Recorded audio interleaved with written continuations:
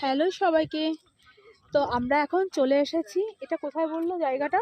পুরুলিয়ার, হ্যাঁ না কি একটা ড্যাম হবে এটা একটা।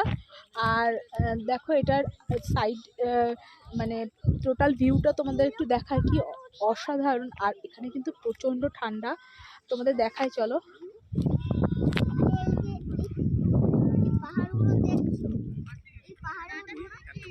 ক্যামেরা ব্যাক করা যায় তো, ব্যাক